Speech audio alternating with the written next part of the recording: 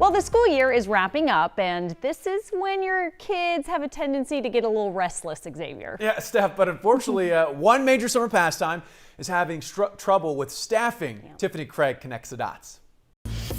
Now that school's winding down, it's time for summer camp, right?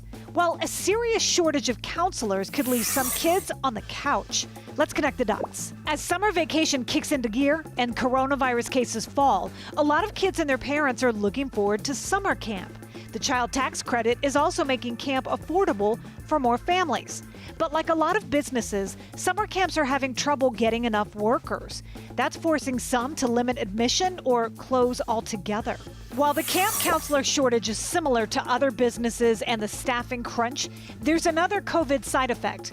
A lot of camps rely on foreign workers with temporary visas to staff everything from the arts and crafts cabin to the lifeguard chair.